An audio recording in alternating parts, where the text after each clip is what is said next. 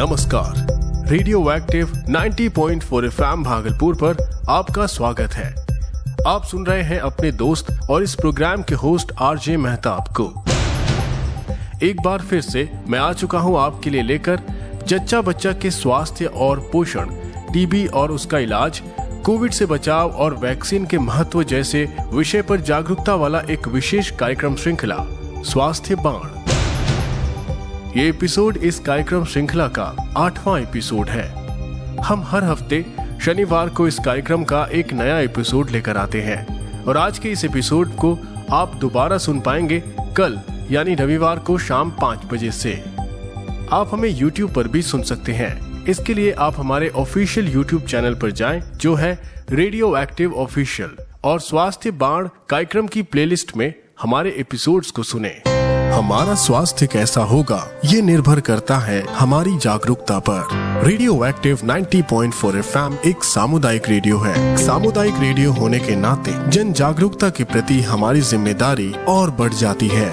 इस कड़ी में स्मार्ट नई दिल्ली के सहयोग से स्वास्थ्य जागरूकता के लिए हम लेकर आए हैं कार्यक्रम श्रृंखला स्वास्थ्य बाण, एक ऐसा रेडियो कार्यक्रम श्रृंखला जिसमें है जच्चा बच्चा के स्वास्थ्य के अलावा टीबी यानी क्षय रोग और कोविड से जुड़ी जानकारी वाले इंफॉर्मेटिव एपिसोड्स। तो सुनना ना भूलें, कार्यक्रम श्रृंखला स्वास्थ्य बाण का एक नया एपिसोड हर शनिवार सुबह 11 बजे और उसका रिपीट ब्रॉडकास्ट रविवार शाम 5 बजे only on radio active 90.4 FM Bhagalpur. It's your voice. श्रोताओं, इससे पहले कि हम इस कार्यक्रम के आज के एपिसोड में आगे बढ़े, आपको पिछले एपिसोड यानी 7वें एपिसोड की बातें बता दें। श्रोताओं, पिछले एपिसोड में हमने बात की थी संतुलित आहार के बारे में। आहार में संतुलन का मतलब है कि आपके बच्चे के आहार में अनाज, दाल, दूध, फल और सब्जियां पर्याप्त मात्रा में हो। इनमें से किसी की भी कमी हुई तो आहार का संतुलन बिगड़ सकता है और बच्चे को पर्याप्त पोषण से वंचित रहना पड़ सकता है। इसलिए संतुलित आहार के बारे में बात करना यानी संतुलित आहार तैयार कैसे किया जाता है, आहार में क्या क्या कितना कितना होना चाहिए, ये सब जानना बेहद जरूरी है। श्रोताओं, आप सोच रहे होंगे कि संतुलित आहार के बारे में बात करना इतना महत्वपूर्ण क्यों हो गया है। क्योंकि आजकल के बच्चों का झुकाव जंक फूड की ओर अधिक हो गया है। ऐसे में बच्चों को पोषण से भरपूर खाद्य पदार्थ के लिए प्रेरित करना बेहद जरूरी है। अधिकांश बच्चे तला भुना खाने की आदत डाल लेते हैं। ये आदतें आपके बच्चे को बीमार कर सकती है और उनमें मोटापा, हृदय रोग, मधुमेह और ऑस्टियोपोरोसिस जैसी बीमारियां आ सकती है। ऐसे में बच्चों में शुरू से ही संतुलित आहार की आदत डालने और उन्हें इसके प्रति जागरूक बनाने की बात अत्यंत महत्वपूर्ण हो जाती है। श्रोताओं, स्वस्थ और संतुलित आहार से आपके बच्चे के विकास में मदद मिलती है। आपके बच्चों के आहार में संतुलन ना हो तो उनकी सेहत के लिए ये हानिकारक है। इसलिए अपने बच्चे के आहार में संतुलन बनाए रखिए। आशा है कि ये बातें आपको याद होंगी और इन्हें आप आगे भी याद रखेंगे। अगर आप उस एपिसोड को पूरा नहीं सुन पाए तो कोई बात नहीं, आप हमें YouTube पर भी सुन सकते हैं। उस एपिसोड को या फिर कार्यक्रम के किसी भी एपिसोड को कभी भी सुनने के लिए आप हमारे ऑफिशियल YouTube चैनल पर जाएं और स्वास्थ्य बाण कार्यक्रम की प्लेलिस्ट चेक करें। श्रोताओं, आज हम बात करेंगे कुपोषण और उसके प्रभाव के बारे में। कुपोषण आखिर होता क्या है? ये कुपोषण के कितने प्रकार होते हैं और अगर बच्चा कुपोषित हो जाता है तो इसके क्या क्या प्रभाव बच्चे पर देखने को मिलेंगे। साथ ही अपने शिशु को हम कुपोषण से कैसे बचा सकते हैं, इन सारी बातों पर, इन सारे विषयों पर हम एक एक करके विस्तार से चर्चा करेंगे। मुख से झांकता है भारत का कल, अन्न प्राशन करो, स्वस्थ बचपन करो। माँ का संसार हो, दूध सा प्यार हो, आशा वाला नया एक जीवन करो। खोल के आंखें सपने खड़े सामने, सारे सपनों का मिलकर करो पोषणम, करो पोषणम पोषणम पोषणम पोषणम पोषणम देश उम्मीद से है करो पोषणम देश उम्मीद से है करो पोषणम पोषणम। श्रोताओं, संयुक्त राष्ट्र का कहना है कि भारत में हर साल कुपोषण के कारण मरने वालों में 5 साल से कम उम्र के बच्चों की संख्या 10 लाख से भी ज्यादा है। दक्षिण एशिया में भारत कुपोषण के मामले में सबसे बुरी हालात में है। सर्वेक्षणों में पाया गया है कि देश के सबसे गरीब इलाकों में आज भी बच्चे भूखमरी के कारण अपनी जान गंवा रहे हैं। संयुक्त राष्ट्र ने भारत में जो आंकड़े पाए हैं वो अंतर्राष्ट्रीय स्तर से कई गुना ज्यादा है और इस स्थिति को चिंताजनक बताया है। रिपोर्ट में ये भी कहा गया है कि अगर इस ओर ध्यान दिया जाए तो इन मौतों को रोका जा सकता है, पर ये होगा जागरूकता से। इसलिए तो स्मार्ट, एक गैर सरकारी संस्था, और रेडियो एक्टिव 90.4 FM भागलपुर मिलकर लाया है स्वास्थ्य जागरूकता पर आधारित ये विशेष कार्यक्रम श्रृंखला स्वास्थ्य बाण। और ये कार्यक्रम का 8वां एपिसोड है जिसमें हम बात कर रहे हैं कुपोषण और उसके प्रभाव की। श्रोताओं, सामान्य तौर पर अगर आपको बताएं कि कुपोषण का अर्थ क्या है, तो कुपोषण का अर्थ है शरीर में पोषक तत्वों की कमी या अधिकता होना, यानी पोषण का ठीक तरीके से संतुलित न होना। कुपोषण गर्भवती महिलाओं और बच्चों के लिए जानलेवा साबित हुआ है, क्योंकि इससे कई बीमारियां हो सकती है और मृत्यु की भी संभावना बनी रहती है। कुपोषण या तो अपर्याप्त पोषण के कारण हो सकता है या तो भोजन में पोषक तत्वों की अधिकता के कारण। श्रोताओं, कुपोषण का सबसे आम लक्षण अनियोजित रूप से वजन का घटना है, आमतौर पर 3 से 6 महीने के भीतर। हालांकि इसके अन्य संकेत भी हैं, जैसे कमजोर मांसपेशियां, हर समय थकान महसूस करना, बीमारियों या संक्रमण में वृद्धि। ये सब कम पोषण के संकेत हैं। और अधिक पोषण का मुख्य संकेत है अधिक वजन या मोटापा। हालांकि एक और संभावना है कि कम पोषण वाले लोग भी मोटापे का शिकार हो सकते हैं अगर वो अधिक कैलोरी लेते हैं, लेकिन अन्य पोषक तत्वों की कमी रहती है तो वो मोटापे का शिकार हो सकते हैं। श्रोताओं, कुपोषण के कुछ और लक्षण भी हैं। अगर बच्चा कुपोषित है तो उसमें चिड़चिड़ापन नजर आ सकता है। कुपोषण के कारण बच्चे को सूजन हो सकता है। कुपोषण के कारण बच्चे के पेट में संक्रमण हो सकता है। दिल का ठीक से काम न करना भी कुपोषण का ही लक्षण है। त्वचा में खुजली या जलन की समस्या हो रही हो तो मतलब बच्चा कुपोषित है।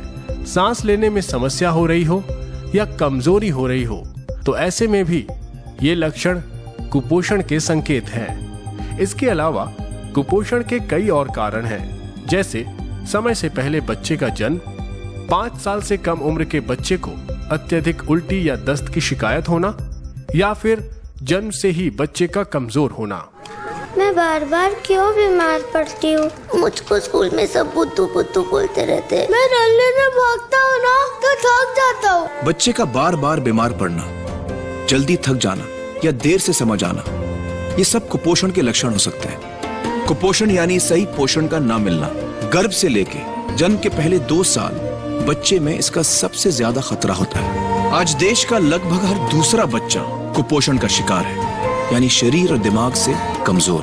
अरे ये पेड़ तो सूख गया, चलो इसमें पानी डालते हैं। अब पानी डाल के क्या फायदा? अरे पानी डालेंगे तभी तो फूल खिलेंगे। अरे पापा, आप ही ने तो बताया था जब पेड़ एक बार सूख जाए उसमें जितना भी खाद पानी डालो वो ठीक नहीं हो सकता। आप ही ने तो कहा था कि एक बार घड़ा खराब हो जाए तो वो दोबारा ठीक नहीं हो सकता। अगर एक बार बच्चा कुपोषण का शिकार हो गया तो चाहकर भी हम दोबारा उसे ठीक नहीं कर सकते। अपने बच्चों को कुपोषण से बचाना है तो ये 4 बातें जरूर याद रखें। 1. गर्भवती को खाना अच्छा। 2. पहला गाढ़ा दूध है सच्चा।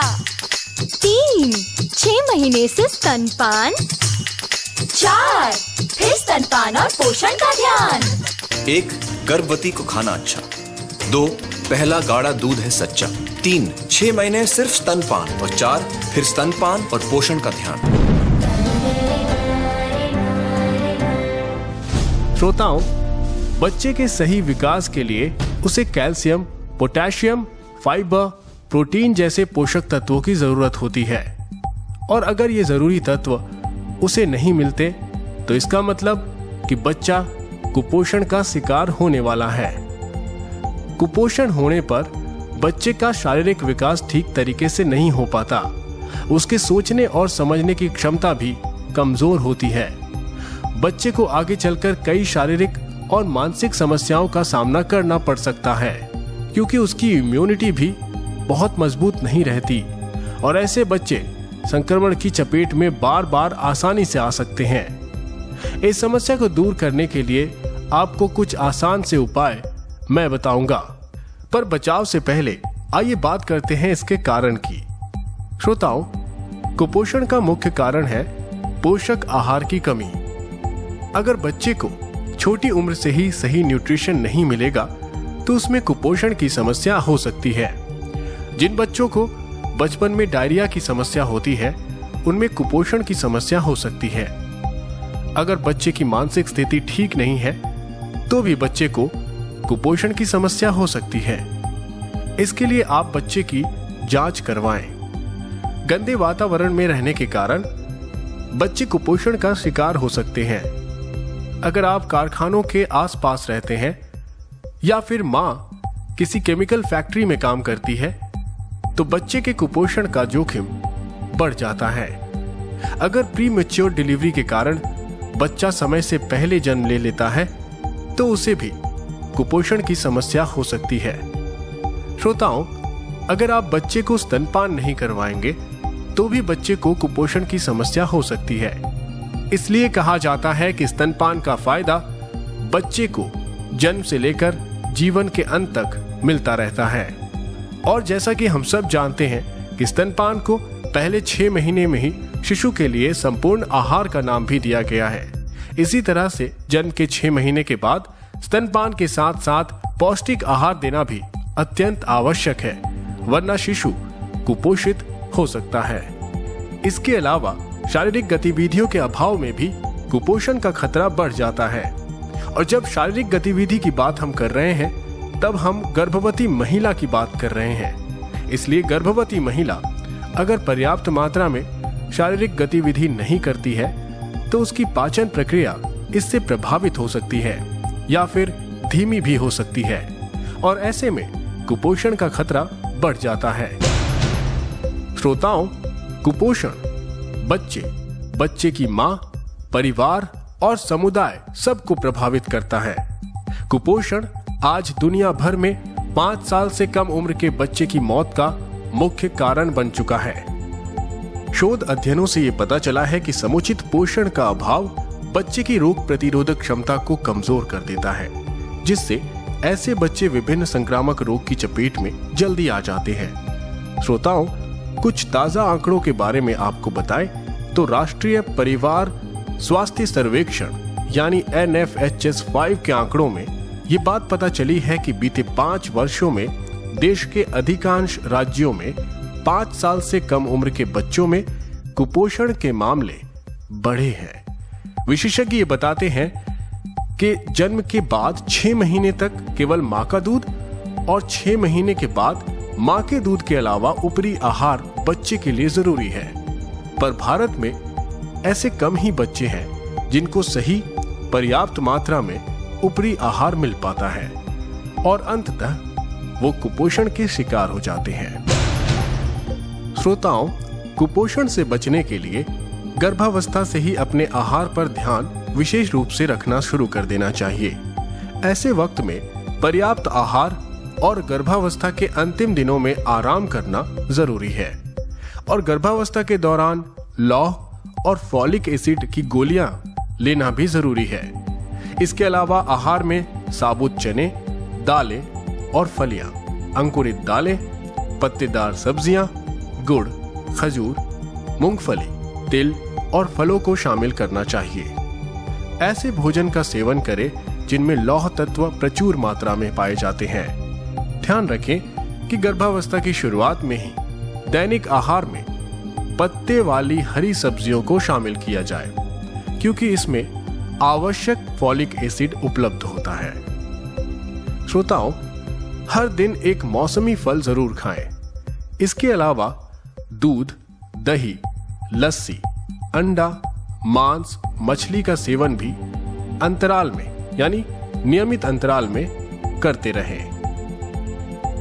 इसी दौरान आयोडीन युक्त नमक का भी प्रयोग करना चाहिए, क्योंकि बच्चे को कुपोषण से बचाने के लिए गर्भवती महिलाओं को पर्याप्त मात्रा में आयोडीन की आवश्यकता होती है। इसलिए आयोडीन युक्त नमक का सेवन करें और ध्यानपूर्वक करें। एक और बात का ध्यान जरूर रखें कि ऐसे हालात में थोड़ी थोड़ी मात्रा में लेकिन नियमित अंतराल में खाना खाना चाहिए। इसलिए एक समय के खाने के बाद दूसरे खाने के बीच बहुत लंबा वक्त ना गुजर जाए, इसका भी ध्यान रखें।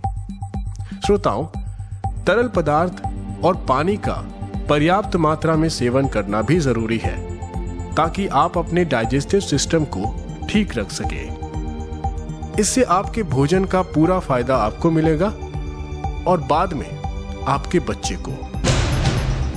श्रोताओं, भारत में बड़ी संख्या में महिलाएं ऐसी हैं जो एनीमिक हैं, यानी उनमें खून की कमी है। इसलिए बच्चे को स्तनपान कराने के लिए मां का स्वस्थ और पूर्ण पोषित होना भी जरूरी है। एक्सपर्ट्स के मुताबिक कुपोषण का कारण बदलती लाइफस्टाइल भी है। समय पर खाना ना खाना, देर तक जागना, बाहर का खाना, ये सभी कारण शहर में ज्यादा देखने को मिले हैं। शहरों में कुपोषण के मामले भी बढ़ते जा रहे हैं और ये सब हमें लगातार पीछे कर रहा है। इसी के चलते बच्चे कम उम्र में डायबिटीज, थायराइड और दूसरी समस्याओं के शिकार हो जाते हैं। कुपोषण की समस्या दूर करने के लिए नियमित दिनचर्या पर भी ध्यान देने की जरूरत है, खासतौर पर शहर में रहने वाले लोगों को। गर्भ का पता चलते ही आंगनवाड़ी केंद्र जाएं और मातृ एवं बाल सुरक्षा कार्ड बनवाएं और फिर बच्चे के 3 साल का होने तक हर महीने आंगनवाड़ी जाएं और उसका वजन कराएं। अरे बस जीजी, सारी सब्जी यहीं डाल दी, अब तुम क्या खाओगे? वो चटनी बचा है ना, हम उसके साथ खा लेंगे। भाई वाह, क्या त्याग की देवी है? एक डॉक्टर को जानते हैं हम, वो कम बुद्धि वाले बच्चों को इलाज करता है। अभी चलना तो जान पहचान करा देंगे। हम काहे मिले उनसे? क्योंकि तुम खाना ठीक से खाओगी नहीं, तो जो पेट में जीवन पल रहा है उसको भोजन मिलेगा नहीं और फिर होगा कुपोषण, मतलब शरीर और दिमाग से कमजोर। खाना खाएंगी कि ले चले डॉक्टर के पास। गर्भ के दौरान ध्यान रखें कि गर्भवती माँ को समय से सही और पौष्टिक आहार मिले। अरे काका, वो देखो, का ग्राम खानदान का नाम खराब कर दिया है? हमारी बीवी उम्मीद से है, अभी उसको पूरा आराम नहीं मिलेगा तो हमारे आने वाले बच्चे पे असर पड़ेगा ना। तो हम खानदान का नाम डुबो रहे हैं या बचा रहे हैं, है काका? हाँ। गर्भ के दौरान ध्यान रखें कि गर्भवती माँ दिन में कम से कम 2 घंटे जरूर आराम करे और रात में कम से कम 8 घंटे सोए। साथ ही घर में एक खुशी का माहौल बनाए रखें। और वो 4 बातें याद है ना? 1, गर्भवती को खाना अच्छा। 2, पहला गाढ़ा दूध है सच्चा। 3, 6 महीने सिर्फ स्तनपान। और 4, फिर स्तनपान और पोषण का ध्यान। तो श्रोताओं, ये था हमारे स्वास्थ्य जागरूकता वाले कार्यक्रम श्रृंखला स्वास्थ्य बाण का 8वां एपिसोड। आज हमने कुपोषण के बारे में विस्तार से बात किया। हमने कुपोषण को समझाया और कुपोषण के प्रभाव के बारे में भी आपको बताया। बीते कुछ वर्षों में भारत में कुपोषण को लेकर नए सिरे से चर्चा शुरू हुई है।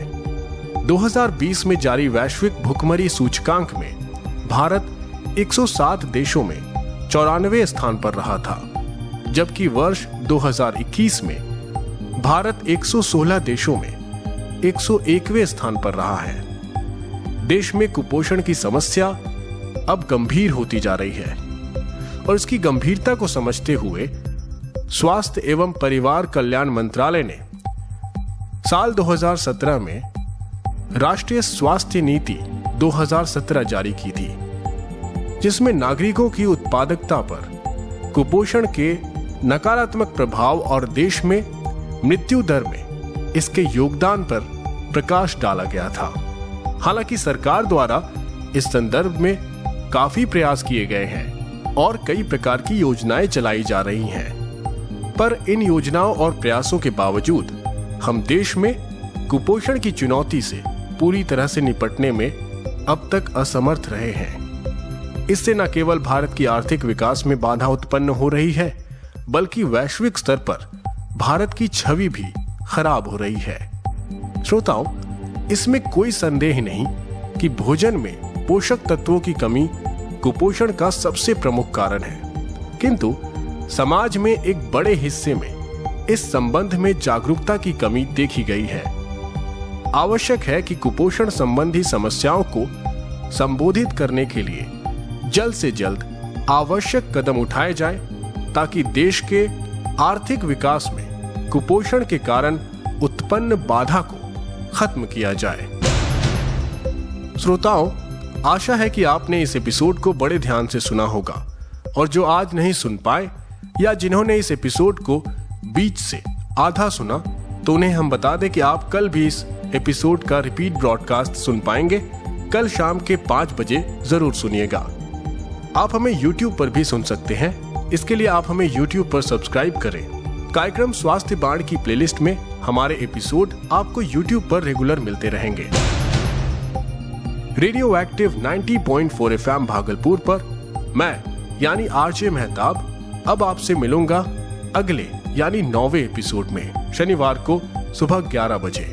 तब तक के लिए मुझे दीजिए इजाजत और सुनते रहिए स्वास्थ्य जागरूकता पर आधारित हमारा ये विशेष कार्यक्रम श्रृंखला स्वास्थ्य बाण। यह कार्यक्रम स्मार्ट द्वारा लाया गया है। नमस्कार।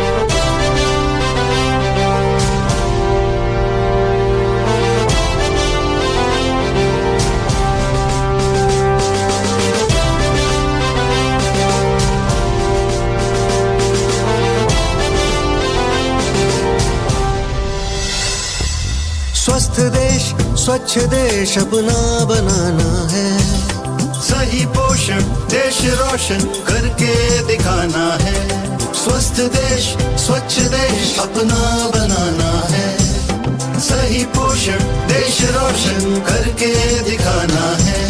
सारी बाधाओं के